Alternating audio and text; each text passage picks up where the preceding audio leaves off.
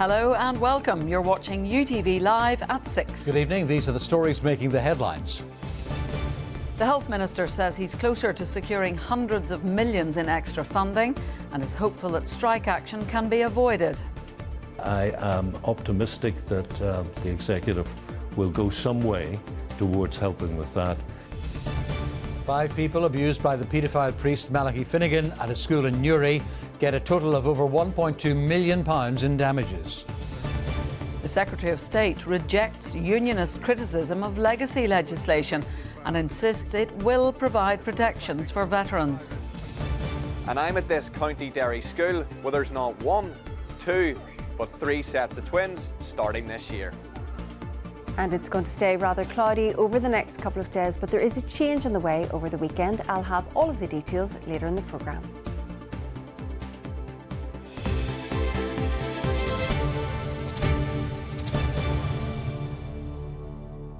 The Health Minister says his optimism is rising that a pay dispute involving health workers can be resolved before it leads to potentially devastating strikes. Speaking at a conference on health and social care reform, Mike Nesbitt also hailed a record drop in patients who are waiting for more than 4 years for an outpatient appointment.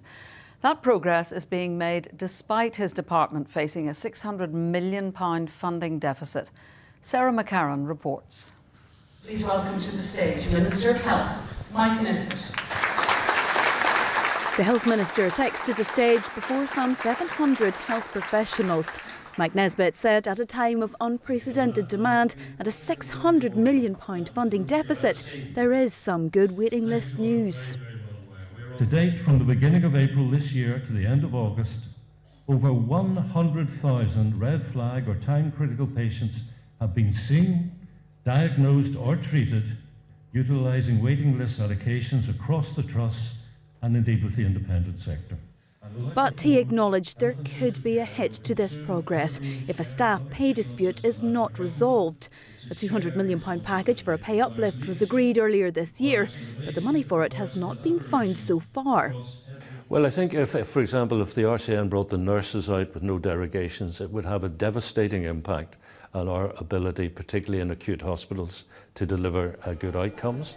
The overall funding gap is 600 million, which is unprecedented and actually unmanageable, which is why I've gone back to the Executive and asked for help with the 200 million that is pay. I am optimistic that the Executive will go some way towards helping with that, and I'm beginning to get optimistic that we might be able to close the final gap on that 200 million. We asked the Royal College of Nursing about this. A statement said strike action is not inevitable, but that members are worn out and fed up with feeling like poor relations. The RCN will continue to plan to ballot its members in the absence of the 3.6% pay uplift. We are appalled that we are here yet again. However, we remain committed to working with the Health Minister and the Department of Health to avert strike action. This event focused on shaping healthcare for the future and using scarce resource to meet demand while boosting productivity, sustainability and efficiency. On display in between talks, new technologies like this mechanical CPR machine, which kept someone in cardiac arrest alive in America for over 7 hours. Others are here not to advertise but to network and advocate for their causes. I even spoke to the Health Minister himself, and he's met me a few times now, and I made sure I give him one of our little pin badges again, and I told him this was the 3rd time he was getting one and I wanted to see it on him in future. This year I'm here with my organisation because I felt we really need to raise the profile of the social care workforce, and in particular people who want to use direct payments to take control of their own social care that fits around them rather than them having to fit into traditional models. This conference, aiming to help revive an under-pressure system, continues tomorrow. And Sarah joins us now in the studio. So Sarah, what more can you tell us about the fallout today over the plans to tackle winter pressures in the health service? So there had been some criticism today that the winter preparedness plan had not yet been published. The Minister said that last year it was published in November, so getting it out in mid-October would actually better that. He said to me earlier that the plan actually is due to be published tomorrow, but it's not finished yet. He said that he's waiting for the 5 health trusts to report back with some operational notes, and the deadline for them to do that is the end of today, midnight today. So as long as they get back in touch and report back on their operation delivery of the plan, we will get to see the winter preparedness plans tomorrow ahead of the Health Committee and during this conference whenever it resumes again. Sarah, thank you very much. 5 former pupils who were abused by a paedophile priest at a school in Newry are set to receive damages. The payouts relate to allegations of historical sexual abuse carried out by the late sex offender Father Malachi Finnegan. Our South East reporter Stuart Robson has more. Malachi Finnegan, the paedophile priest who abused dozens of boys. Much of that abuse happened here at St Coleman's College in Newry, where the priest worked. Today, 5 former pupils here at Belfast High Court found out they will receive £1.2 million in combined damages without admission of liability. The 5 men who cannot be identified sued the Diocese of Dromore and the Board of Governors of the college over failures to protect them from Finnegan. They described their alleged sexual abuse as depraved and sadistic. One of the men described how Finnegan preyed on him as a vulnerable boy by grooming and abusing him for his own pleasure. The victim questioned why nothing was done to stop the priest, saying he suffers from severe anxiety, nightmares and PTSD. Finnegan was never prosecuted or questioned by police. After his death in 2002, it emerged that the Diocese of Dromore had settled a previous case taken by one of his alleged victims. The school's Board of Governors at the time condemned the physical, sexual and emotional abuse inflicted by Finnegan, who also served as its president. Whilst Finnegan may no longer be alive, his campaign of abuse has left a lasting legacy on his victims. Stuart Robson, UTV Live, Belfast High Court. The Secretary of State has insisted that the new legacy legislation introduced in Parliament yesterday will provide protections for veterans. Hilary Benn rejected unionist criticisms, the proposals and an accusation from the DUP leader that the reassurances for veterans were a mirage. Well, our political editor Tracy McGee joins us now. Weren't we talking about this yesterday? We were, Paul. That's because Hilary Benn published the legislation to give effect for the legacy proposals he plans to bring forward. And if you'll remember, yesterday the DUP's Gavin Robinson was very exercised about the fact that this debate took place yesterday afternoon, but MPs had not actually seen the legislation. He described that as disgraceful. Well, he must have spent last night reading the legislation, because it sparked this exchange between himself and Hilary Benn during Northern Ireland Questions today. Could he tell this House which page, which clause or which line uses the word veteran? Well, the clauses that would implement the protections in relation to veterans and others are clauses 30, 31, 36, 51, 84, 54, 84, 56, 69 and 84. Gavin Robinson. And they may cheer, but not one of those clauses refers to veterans. These aren't protections for veterans, these are protections for everyone. And you have to look at the explanatory notes in paragraph 20 to see what I am saying is true, and many of them available already within the criminal justice system. It's a mirage, Mr. Speaker. And news today that Gerry Adams is to take legal action. Yes, so the story there is that Gerry Adams is seeking compensation currently after he won a Supreme Court appeal in 2020 over 2 attempts to escape from Lough Neagh internment camp in the 1970s. He won that over a legal loophole, if you like. Now, the previous Conservative government's legislation blocked that compensation claim. There were concerns from MPs that he would then be able to lodge that compensation claim again if that legislation was struck out. But yesterday, in the legislation that Hilary Benn brought forward, there is also a block on any attempt to seek compensation. Now, Gerry Adams has described the move as hypocrisy and duplicity, and he says he intends to take legal action. Tracy, thank you.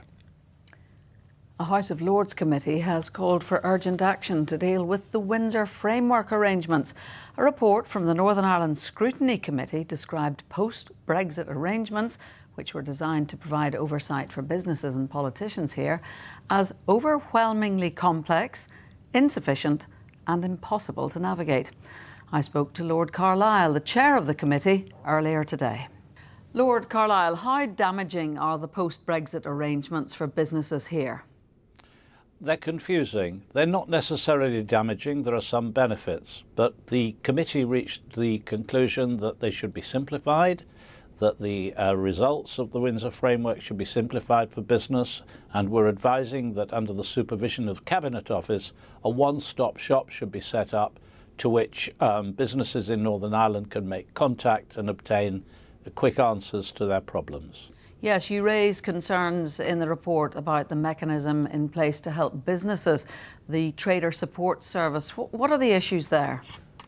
Well, if anyone were to read our report, they would find on one pair of pages a huge organogram that sets out the complexity of the arrangements that currently exist.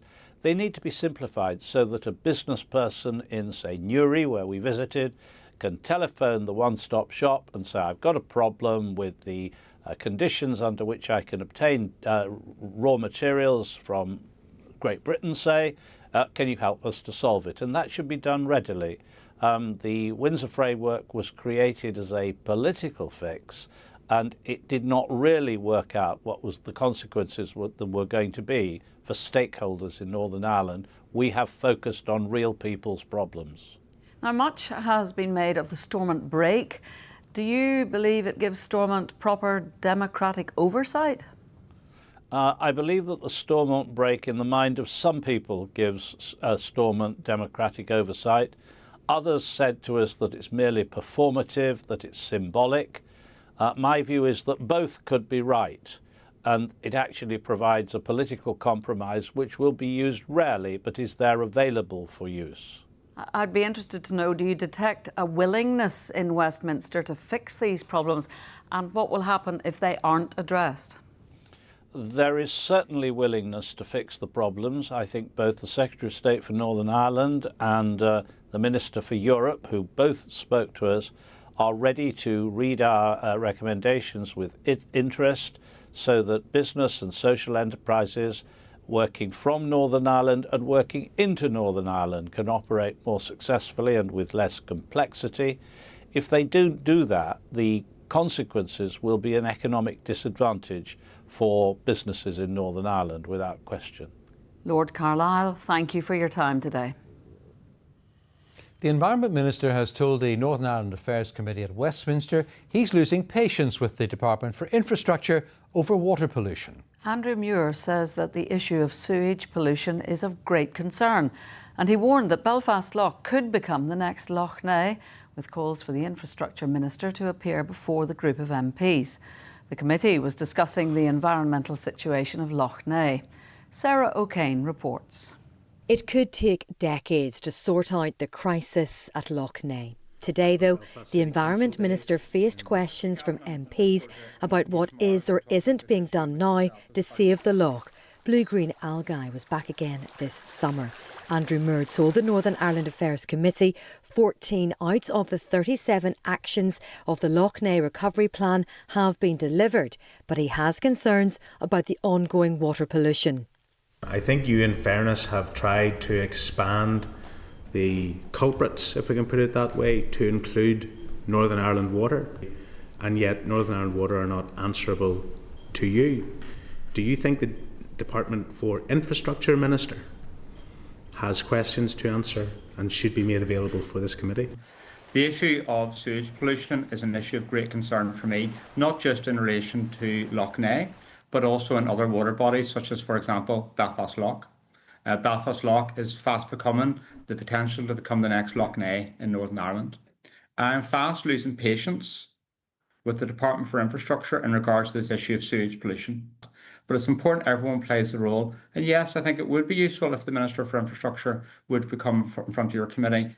Northern Ireland Water told MPs they recognise they own parts of the problem and they're not walking away from it. In May, Eel fishing in Lough Neagh was also forced to stop, putting livelihoods at risk. The suspension of the eel fishing season this year was unprecedented. There has always been eels fished on Lough Neagh. Eels that we are fishing and we are marketing are just now unsuitable for the market. So hence, that's the impact. And whenever it gets to 57%, it's unviable. It was asked if Stormont grasped the seriousness of the environmental disaster. Lough Neagh has been identified as a top priority in the Northern Ireland programme for government. Well, forgive me if we don't all rush out and sort of, do the conga of excitement because it's been delegated as a priority. Well, that's my point I'm making. Being identified as a priority and making something a priority are two different things. They're two different things, and I think therein lies the problem. Clearly, there's no quick fix to Lough Neagh, but the Environment Minister told MPs it's important from now on to listen to the scientists. Sarah O'Kane, UTV Live. The High Court has ruled that the Education Minister, Paul Givan, was legally entitled to reject attempts by 2 County Down schools to become integrated. A legal challenge was brought on behalf of pupils at Bangor Academy and Rathmore Primary. Their lawyer argued that the Minister had failed to take into account advice from the Education Authority and officials. Mr Givan said that there was insufficient evidence that enough Catholic pupils would attend the schools for the provision of integrated education. I welcome the court's decision in agreeing with the position that I had adopted as Minister. But what I want for all schools in Northern Ireland is that they're open and welcome to everybody. And I see that in Catholic maintained schools. I see it in controlled schools that largely serve the Protestant community. They are open to everybody, but they haven't needed to have the word integrated officially in their title in order for them to be an integrated school. And so that's the message to every school, that they ought to be open and welcome to all. 2 men have been arrested in counties Tyrone and Fermanagh over a suspected explosive device which was found in the Republic last year. Police arrested the pair, aged 44 and 49, in the Fermanagh and Dungannon areas last night. They said the arrests were in connection with the discovery of a suspected improvised explosive device in the Ravensdale area of County Louth in 2024. A teenage boy has died and 2 others, another boy and a woman, have been taken to hospital after a suspected stabbing in Dublin. The alleged attack happened at Donaghmead at an emergency residential unit operated by TUSLA, which is the country's child and family agency. The 2 taken to hospital are said to have non-life-threatening injuries. A comprehensive review of airport and harbour policing in Northern Ireland has been recommended in a report by the Criminal Justice Inspection. At Belfast International Airport, a lack of experienced police leadership was identified, and inspectors were concerned about structure and accountability. The report also examined the work of Belfast Harbour Police, who look after the city airport. The inspection has recommended that both forces develop a policing strategy with the PSNI. Maria Hassan reports. Our gateway to the rest of the world and a key site for tourism and trade. But concerns have been raised around how they are policed. While the PSNI deals with day-to-day policing here, 2 separate forces are responsible for policing our airports and Belfast Harbour. One of the key strategic recommendations is about a fundamental review of airport policing led by the Police Service of Northern Ireland, but involving the International Airport Constabulary and Belfast Harbour Police. The report also identified a lack of experienced policing leadership and the absence of a formal agreement with the PSNI to define roles and responsibilities in certain areas. So key things like ending violence against women and girls, domestic abuse and safer communities, to make sure that they're reflected in the policing plans of both the Belfast Harbour Police and the Belfast International Airport Constabulary. In response, the Airport Constabulary said it acknowledged the recommendations and maintained that it provides speedy response times to all areas of the airport, delivering a service unlikely to be provided by the PSNI. Meanwhile, Belfast Harbour Police insisted that its policing standards are already closely aligned with those of the PSNI and national standards. The report concluded that both forces should work more closely together with the PSNI. The PSNI accepted the recommendations and insisted that the airports and the harbour here are safe. Maria Hassan, UTV Live. Time now to look at the headlines making tonight's ITV News at 6:30. And here's Mary Nightingale. Coming up on the ITV Evening News, there's mounting calls for vets to tell pet owners the real cost of treatment as vet prices rise more than 60% in just 7 years. The government promises to publish evidence related to the China spying controversy, growing pressure over its handling of the case. And the Royal Albert Hall's seats are reinforced and noodles run out as Sumo returns to London. Would you join me for those stories and more at 6:30? Time now on the programme to turn to sport. And in rugby, Andy Farrell has named his squad for Ireland's opening autumn international against the All Blacks in Chicago on the 1st of November. Ulster captain Ian Henderson is joined by Nick Timoney, Stuart McCloskey and Jacob Stockdale. Ireland's Caelan Doris also returns from injury. Ireland face the Kiwis at Soldier Field 9 years on from their famous win over New Zealand at the same venue. Ireland will then face Japan, Australia and South Africa in Dublin.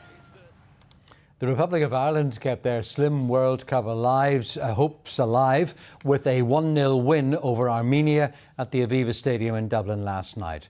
Armenia were reduced to 10 men when Tigran a trip to play Hungary. They were nervous probably because it was a must-win game, and playing one man up released that nervousness, and we started to be more braver. Went higher, pressed them and won the ball higher up on the pitch, and in possession we obviously found better spaces, but I think it was more the bravery that we showed after the sending off. And one more sports story before we turn to the Twins.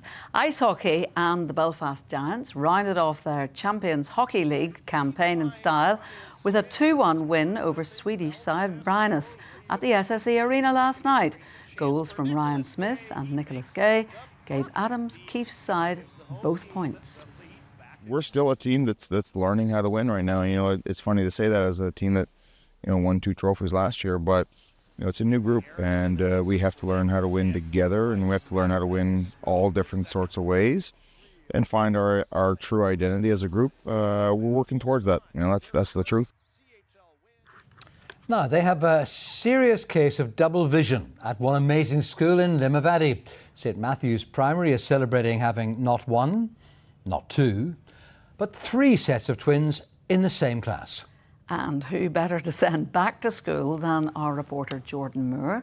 The reason being, he is a twin himself. Welcome to St Matthew's! A welcome from the whole school, and specifically 6 very important people. If you're in St Matthew's Primary in Limavady, you better get used to seeing double with 3 sets of twins starting P1 this year. Look how much I'm trying to count. And what are your names? I'm Raven, that's Cara. And these are twins? Yeah. What's the best thing about being a twin? Hugging each other. Harry and Asja. And why is it so much fun to play together? Because we're friends. What are your names? Fia and Ella. Fian and Ella. And what's the best thing about being twins? Giving Ella tickles. Tickles. Ow. That's true. The twins aren't the only family connection at the school, with their Primary 1 teacher being the principal's daughter. For them, the twins are a breath of fresh air and a learning opportunity for their classmates. It's really such a special thing to have 3 sets of twins in the classroom. It brings such a lovely and different dynamic to the class as well, and it's lovely to see all their wee personalities coming through, but also how they're so different and unique in their own way as well. It has definitely sparked a lot of conversations and learning opportunities for us in the classroom about friendships, families, identity. And we actually have a set of twins in our P6 class as well. So they were wondering why is there all this fuss about the primary 1, but as Miss Keeley said there, she has explained to them how we're all different, we're all individuals, but that you can have a twin and the importance of that and similarities and differences. So it's really opened up a lot of conversation. Located in the heart of a rural community, St Matthew's currently has fewer than 150 pupils, but there are plans underway to expand that intake, and getting a 2-for-1 deal on kids certainly helps push those plans along. It's lovely and it's really unique this year, and our numbers have grown roughly about 30% in this past few years, and so keep bringing on the twins and more, and we're just loving it here. The twins are just getting settled into school life, so if you want to see how they'll get on, you'll have to hang around to find out. Jordan Moore, UTV Live, Drumcerne. What a lovely story at St Matthew's Primary in Limavady, and good luck to all those lovely little twins. Weather now, and we have had quite a cloudy but settled spell of weather recently. Louise joins us now. Why has it been so dull? Well, it has been persistently grey, dull, overcast the past few days. Last week as well, I possibly could have put the same forecast out and you may not even have noticed. It's been so similar. It has been difficult to fill the time. And it's due to high pressure. It has settled across us and it's an anticyclonic gloom. This occurs when that high pressure system settles, causing air to sink and trap quite a lot of low cloud underneath that. And with that, we also have some patchy light rain and drizzle at times. Now, this only really occurs in the autumn time because the sun just is not strong enough to break through the cloud to help break that up. Now, at the minute, with that high, we've had the same area of cloud just swirling around and around for the past week or more. We do have a slight transition coming our way into the weekend, something slightly more unsettled. But so far this month, we've actually only recorded 8 hours of sunshine. That equates to 9% of the sunshine average we would expect. We possibly should be sitting in around 45%. So it has been so grey and dull. We do have a change coming. It's going to turn slightly wetter and windier into the weekend. Here is the latest forecast. It's time to take a rain check. There's no place like home. UTV Weather. Sponsored by the Grant Arona R290 heat pump.